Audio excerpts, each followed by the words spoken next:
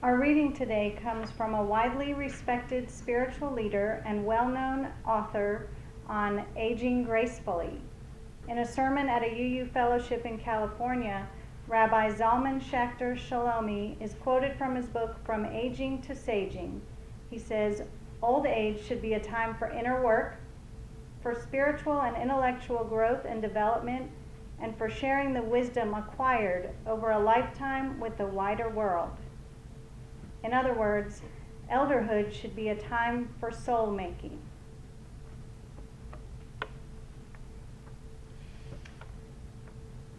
So have you ever stopped to think about what you might be afraid of? Maybe you have a fear of heights or the dark. We all have something. For some people, these fears can keep them from doing things and keep them at home. But for most of us, we just acknowledge we have them and we go about our normal routine and do what we have to do. We avoid them when we can, but we deal with it. And usually we don't have a problem talking about it. I don't particularly like to be in large crowds, but I don't mind telling you that. But one fear that many people have that they don't want to talk about is the fear of getting old. I can tell you that my mother hates anything that has to do with the thought of getting older. I was taking a class and had a book.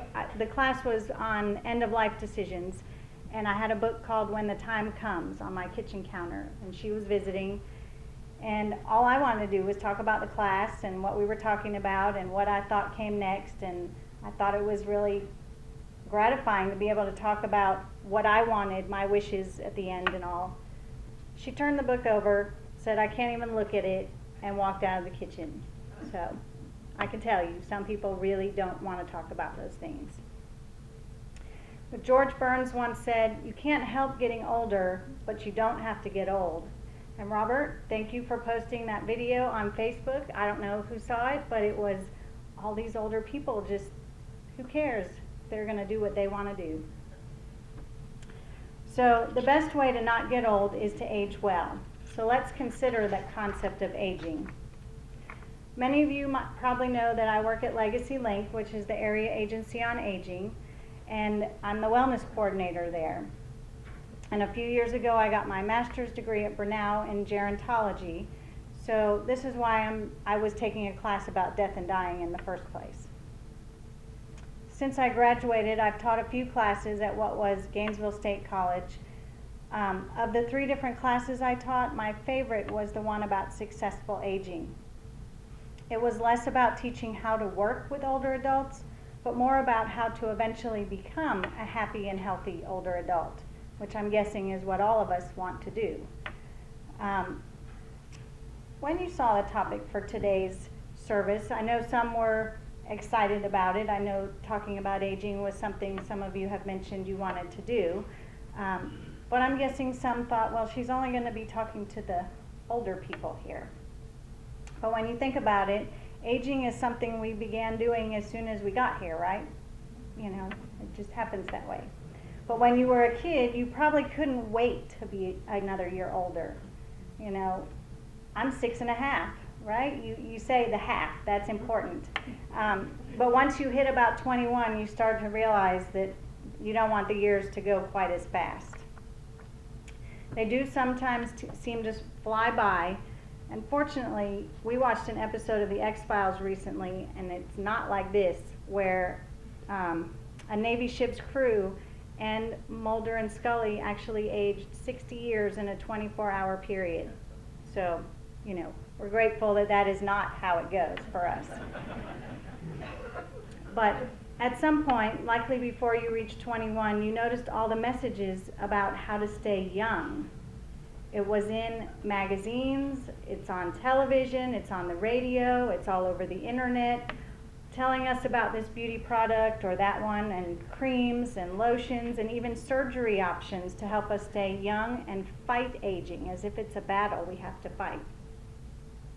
Only in recent years are we seeing older actors in roles that portray them as more than just old people. Typically, we'd seen them as grandparents, possibly confused, maybe even frail, but that's changing some. Let's face it, aging does get a lot of negative press. Even American Greetings has gotten into the act of painting a negative picture of aging. When's the last time you went to buy a birthday card and you found one that said more than happy birthday, but wasn't making fun of the person who was getting another year older? When I was teaching the successful aging class I mentioned, I gave my students the assignment of going out to find a birthday card that didn't make fun of the person getting a year older and had some sort of positive message about aging. They did it, but they did agree it was not an easy task. And these days, Dave, and most of you know my husband, he makes a concerted effort to find a funny birthday card for me that doesn't make fun of getting older. I'm sure he has to start looking weeks before my birthday. Did you find it already? My birthday is Thursday, so I hope he did his job. But he's good to do that, because if it were up to me, the birthday card wouldn't get bought. When he tells me to go to the store and pick up a birthday card for somebody, I'm like, oh, really? I mean, I really don't like it, because it's so hard to find one that just says, happy birthday, you're great, and I'm so glad you're having another birthday. But most of them make fun. Every birthday is worth celebrating. In the words of Rabbi and Jewish theologian Abraham Joshua Heschel, one ought to enter old age the way one enters the senior year of a university, an exciting anticipation of consummation. When we think about our longevity and wonder if we could actually celebrate our 100th birthday someday, we immediately consider our family history and our genes. And research does indicate that good genes are helpful, but the majority of what affects our ability to live longer is based on our environment and our lifestyle behaviors and habits. But this is good news, because we can't fix our family history, right? We can't fix the genes that we have, but we can make a huge impact on our well-being by what we actually can control. And I'm guessing most of us aren't that interested in living longer if it means spending years with debilitating conditions. So the goal is to live long and die short, right? Wow. Think about that for a second. Live long and die short. I wish I could say I came up with that, but I did not. It's the idea behind the book Live Long, Die Short, A Guide to Authentic Health and Successful Aging by Dr. Roger Landry, a preventive medicine physician. The concept, instead of a continuous decline, is that we live in such a way that we maintain our physical, intellectual, and social abilities well into our 8th, 9th, and even 10th decades of life. So what can you do to enjoy a compression of morbidity, which means living a healthy life, just about right up to the end with only minimal time with sickness, if any? The first thing we need to do is stop the negative talk about aging and just thinking, oh, well, these aches and pains, I can't do anything about them, I'm just getting older. The next thing we have to do is actually do something about it, and we can. Just recently, I listened to a family practice physician speak, and she said, while her job is to help her patients get better when they're sick, right? She tries to impress upon them that she prefers to focus on prevention to help them keep them from getting sick in the first place. Surprisingly, or maybe not so much, many people question the need for well checkups in the first place. Well, I'm fine. Why do I have to go to the doctor every year, right? But Benjamin Franklin said an ounce of prevention is worth a pound of cure. Unfortunately, Ponce de Leon did not find that fountain of youth, and there's no serum or magic pill to stop the aging process, but we can make great strides towards preventing those chronic health conditions that can speed up the process. At this point, I could stand here and tell you to exercise and eat better, but we all know that, right? We've heard that. The problem is that we don't always know what that means. So instead of breaking into a lecture on fitness and nutrition, which I could stand here and do, I thought it would be better to give you some examples of what people who are walking the walk and talking the talk are and have been doing. Is anybody familiar with the blue zones? For those that aren't, the blue zones are pockets around the world where people live measurably longer and better.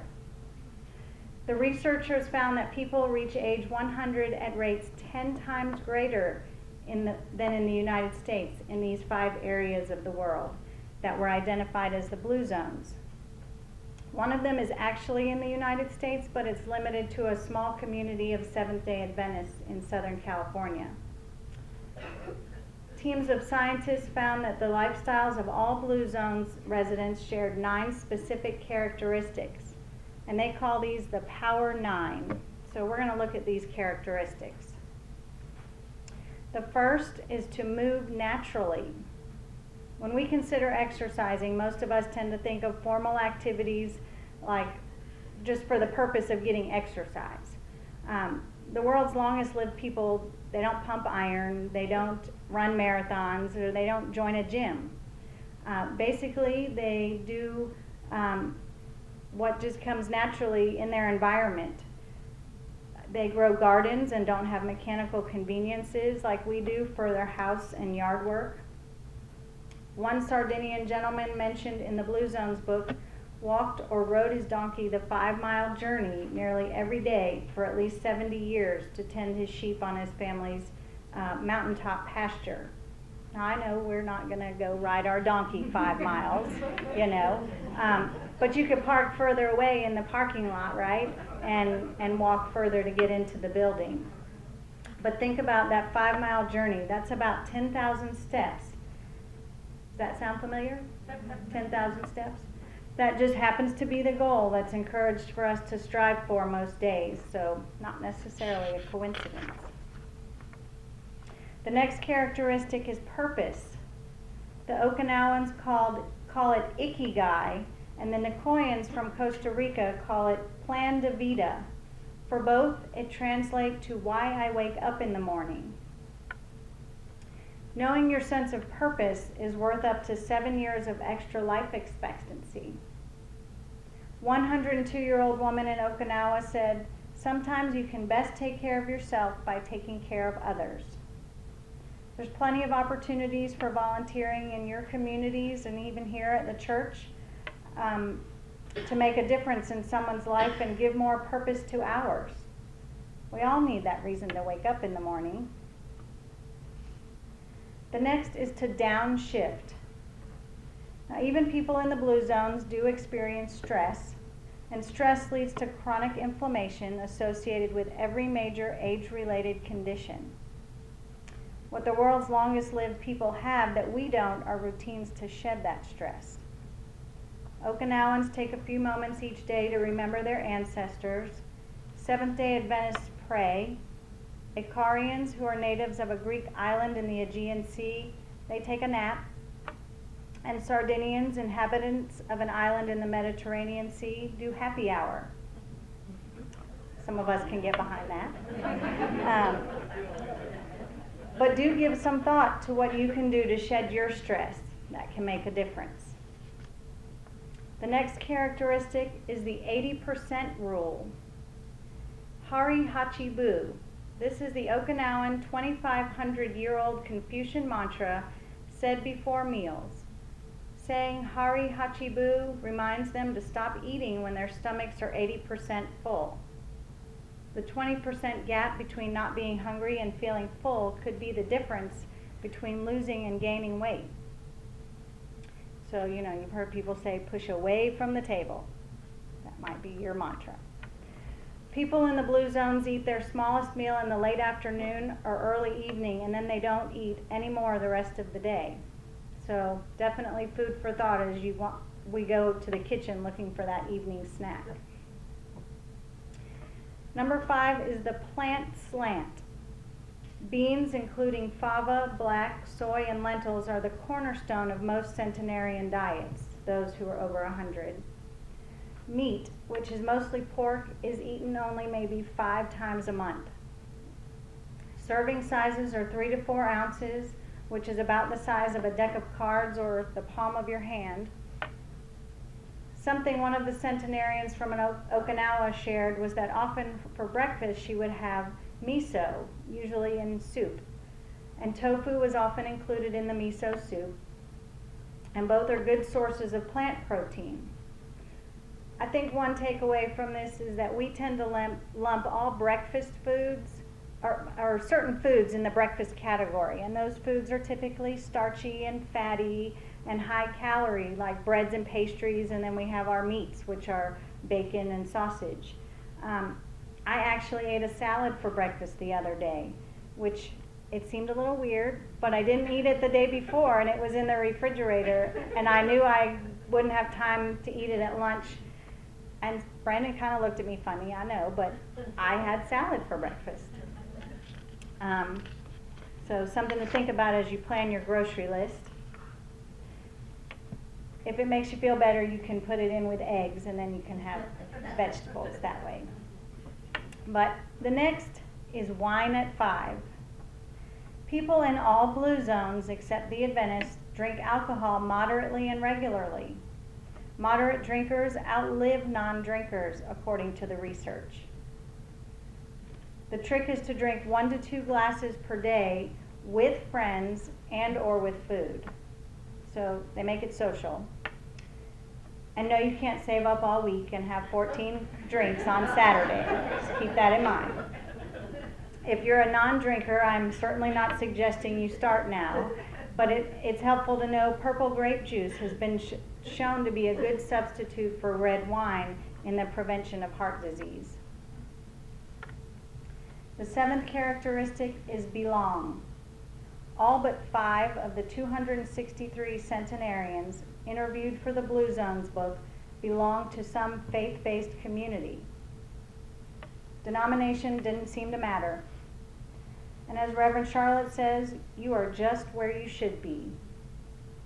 Our mission statement encourages us to belong by inspiring connection with people, nature, and spirit.